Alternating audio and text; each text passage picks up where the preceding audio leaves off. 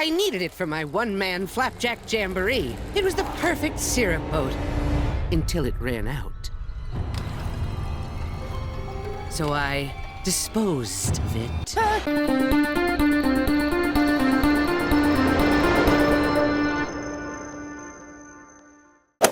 Well, ladies and gentlemen, after our 2-month-long Star vs. extravaganza, we finally continue our journey into completing the DuckTales analysis videos. I honestly thought that I was at least about a month behind, but apparently it's only been about a few weeks. They had a recent DuckTales 2-week special during this month of May, and it has been a while since I've seen this, because man have I missed the flawless animation. Now the name of this particular episode itself was a play on words referencing the 1990 film DuckTales Treasure of the Lost Lamp versus the episode's title Treasure of the Found Lamp. Now guess what time and date this episode was aired? May the 7th on a Tuesday afternoon at 3 p.m.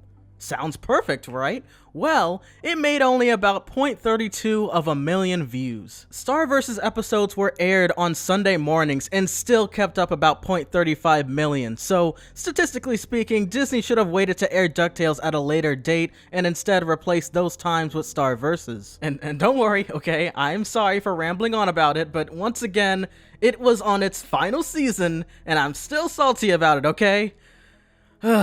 The episode begins with an intimidating ninja-looking character by the name of Jin, who proceeds to sneak inside of the Duck family's mansion and ask for the whereabouts of an ancient lamp. However, we end up finding out that Louie mistakenly sold it to someone through the help of Duckworth, the butler. And yeah, this is Scrooge's fault for not explicitly informing the family about what's important and what's not. But come on, dude. You checked the exact same area where the rest of his relics are and made a yard sale out of it? I guess that was one of his Louie Inc. ideas. One thing Scrooge also mentions in his talk about the lamp is that he discovered it years ago shoved among the treasure of Kali Baba. And yes, this is another reference to the film DuckTales Treasure of the Lost Lamp. His adventure must have ended up the same, but without the triplets' help, considering the fact that they weren't born yet. And it's either that or they just hadn't met their Uncle Scrooge at the time. So while they obviously have to backtrack on exactly where the lamp is, Scrooge and Webby decide to adventure on to Ithaquack, the same place where we met Zeus and the other gods and goddesses. We did have a cameo with Selene, the one in possession of the sphere of Selene, before giving it to Dewey, but not Storkules or his father. She helps them by using the death traps originally for anyone willing to pass the trials inside of the ancient caves to stall Jin. And they even go as low as asking him lines of jokes from a joke book to use as riddles. While this is going on, Dewey and the rest summon Duckworth during his long overdue vacationing by using a magical lantern called the Ferryman's Flame. And once he finally appears, he explains that he gave it to a person so fortunate that a $20 bill flew inside of his wallet just as he was explaining that he didn't have any money.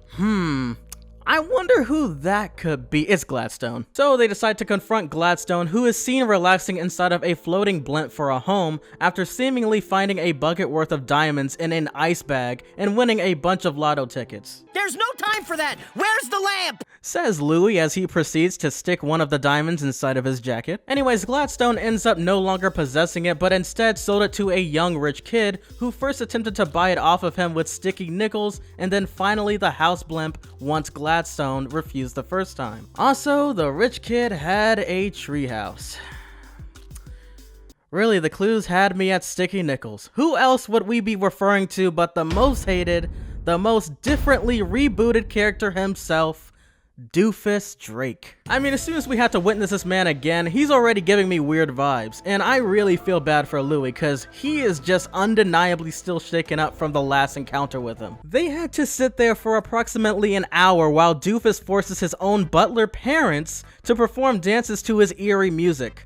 Oh yeah, and the dude was on skates. Ooh, if I were to even try to do that with my parents. Yeah, that's about right. Now, thankfully they were able to track down the lamp because Drake was stupid enough to trash it after using it for containing his syrup. So I disposed of it. Seriously, I don't know why his parents doesn't just team up and grab a belt or something, cause one detail to realize is the fact that the Beagle Boys and Ma Beagle live in the dumps, so one man's trash is another man's. And I believe that they also secretly work as garbage men as well, so I'm not too sure how that works out. I mean, Aren't they well-known crooks? They finally inform Scrooge of the news, and so him, Webby, Jin can head back and find the lamp. And before we get straight into the fight scene, there is this TV show going on in the background showing a duck woman similar looking to Goldie. But I was wrong when I compared the two. This woman is wearing diamond-shaped earrings and has black eyes, not green. They all work together, finally confronting the Beagles before any of them find it. That is until Ma Beagle and Scrooge both chase after it at the same time once Huey spots it out. Ma Beagle ends up being the one to grab it and attempts to make a wish from the genie lamp by rubbing it. And I just love how one of the wishes that she attempted to have was to have better children. I mean, if you were to set yourself as a better mother, then maybe you would have better children. It ended up coming to the conclusion that even though Jin said that it was dire for him to return it back into his possession, it mainly was for the sake of him and his family's ancient history. It was a significant family heirloom that had a pretty interesting backstory. It was founded by his grandmother from many greats ago, who had eventually fallen in love with the genie himself and wished for his freedom. Now, I'm not 100% entirely sure whether or not this is a reference to Gene the Genie, but it could be, who knows. Now, the history alone is the perfect reasoning as to why he wanted it so badly. Plus, it was the guy's birthday. Anyone else wish to test me on my birthday? Happy birthday, dude! The episode ends with Scrooge finally doing something that he should have done decades ago, opening a Scrooge Artifact Museum. This will solve any future issues with Louie and the rest possibly messing with any other important historic findings, and can end the disorganization inside of the garage. And it was also something that Scrooge could write off on his taxes for, so that's a small other benefit to that. This was definitely something that needed to be done. My only concern is the higher probability of someone probably wanting to steal from Scrooge again, but I still believe that the extremely important items have their own specific place. For example, much like his #1 dime around his neck and other ancient relics inside of the other bin of Scrooge McDuck. Welp, thank you all for yet again participating in another cartoon analysis video. Ducktales was a bit overdue, however, I'm positive that most of you wanted me to do Star Versus first. But with all that being said, give the video a thumbs up, subscribe if you haven't yet, and I'll catch ya all in the next one. Peace!